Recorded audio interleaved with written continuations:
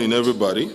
So sorry for keeping you guys. It's part of the things I suffer in the hands of Nsika, my elder brother.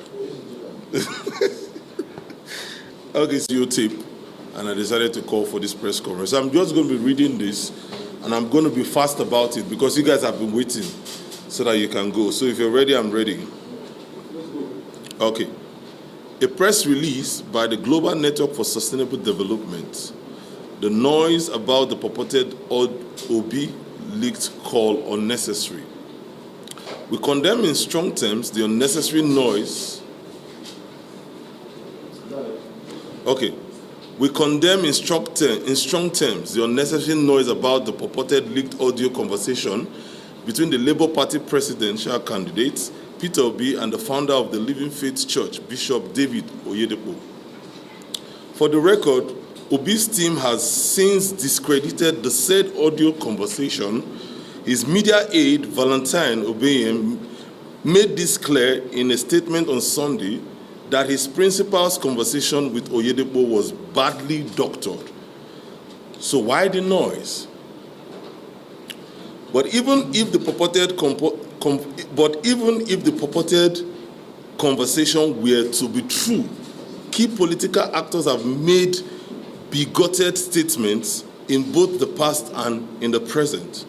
And today, we see them in power, and no one has said anything about them. President Muhammadu Buhari, while contesting for the presidency, once said that the Muslims should not vote for Christians. And today, he sits comfortable as the president of our dear country, Nigeria. He even threatened that the dogs and the baboons would be soaked in blood should the election not be conducted as expected. Now the question is, who are the dogs and who are the baboons? These questions always come up. At the height of the tension over Muslim tickets, some Islamic clerics gathered and declared that it was a jihad, and some Islamic clerics gathered and declared that it was a jihad, and if the Tinubu and Shettima lost the election, it would be a loss or defeat for Islam.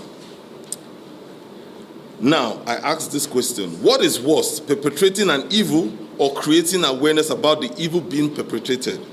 What is worse, waging a religious war or crying out that a religious war is being waged? What is worse, killing a people or crying that people are being killed? Those calling out Peter Obi today are nothing but a bunch of shameless hypocrites.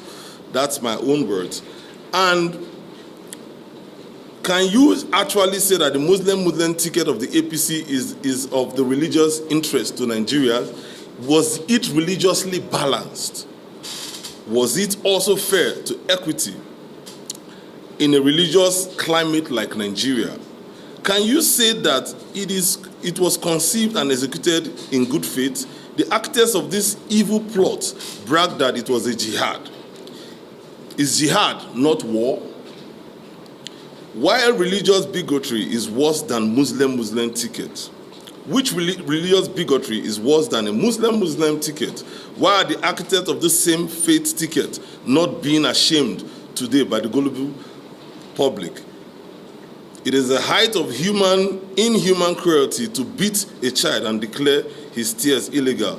To cut the skin and not expect it to bleed is leather insensitive. I also made this clear in our last press conference. Furthermore, Section 37 of the 1993 Constitution of the Federal Republic of Nigeria, as amended, provided for the rights of privacy of citizens. Every citizen of Nigeria is entitled to their privacy, be it in their homes. Communications with people by way of letters, telephone, or telegraph is protected and guaranteed by the Constitution of our dear country, Nigeria.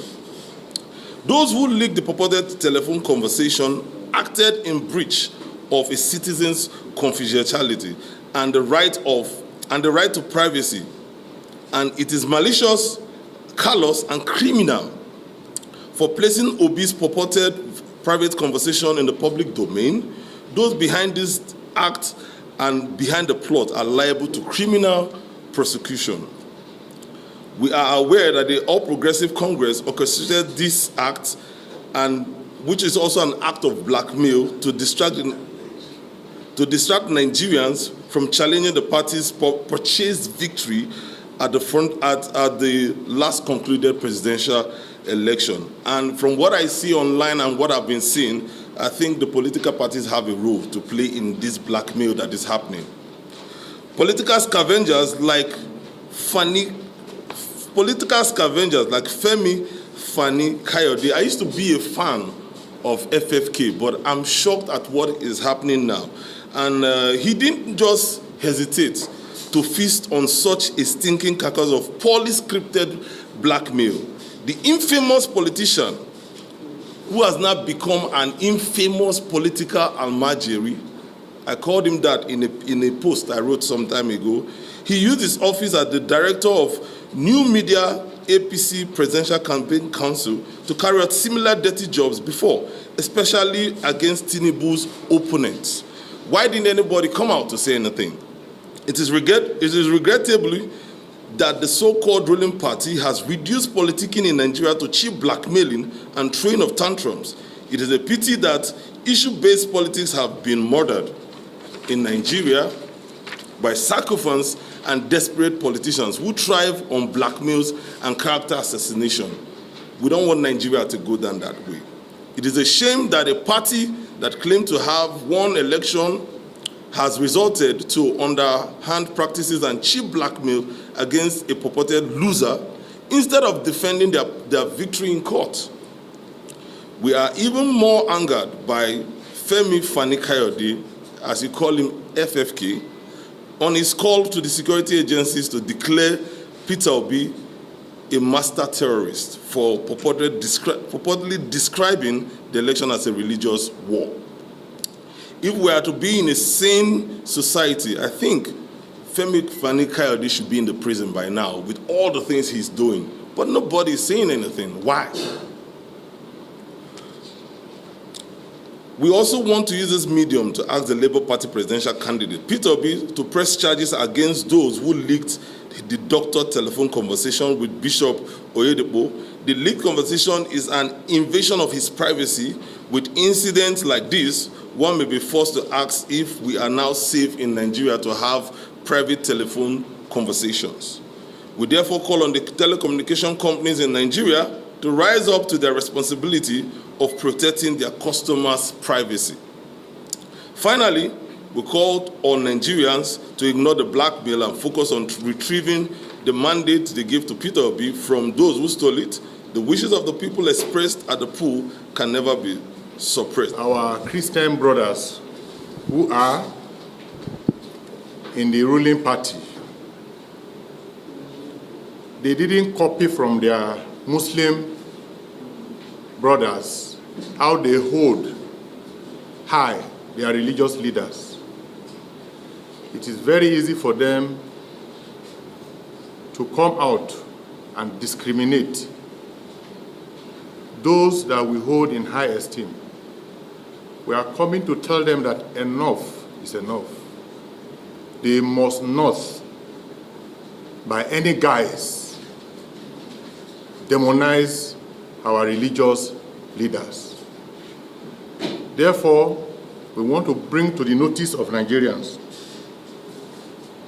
as an organization that Nigerians have all seen the APCs and its cohorts diverting our attention as a nation from the procured mandate of their presidential candidate, scavenging for fake AI, acclaimed leaked audio of Bishop Oyedepo and His Excellency Peter Gregory Obi.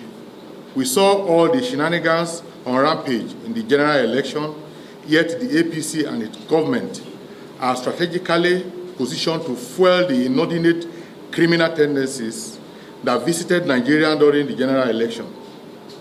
We saw the maiming, rigging, voter suppression and intimidation, arson and ethnic profiling, killing, snatching of ballot boxes, police brutality, assault, aiding and abetting Agberos and their political godfathers. Above all, INEC went ahead and declared the already fraud election in favor of the ruling party at a cost yet to be fully investigated. Such a procured election result that both local and international observers were all disappointed, and even in the state of Kogi, we saw a horrible and terrible case where the Adavi local government chairman practically third voted ballot papers of the opposition with associated dangerous crime that engulfed the 2023 general election. For goodness sake, is election war?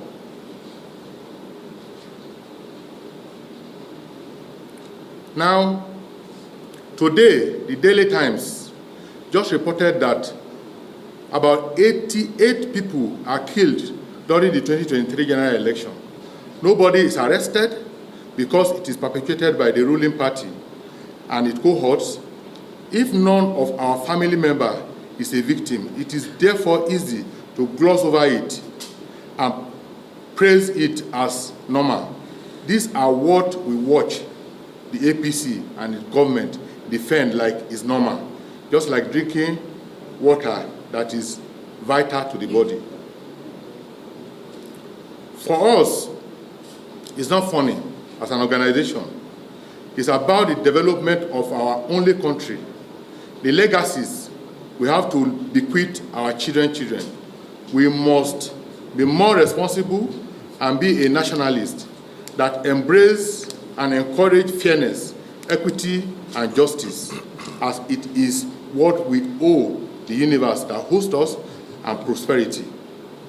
We must reject the divisive tendencies of the ruling party, APC, and ignore all their charlatan approach to our electioneering process.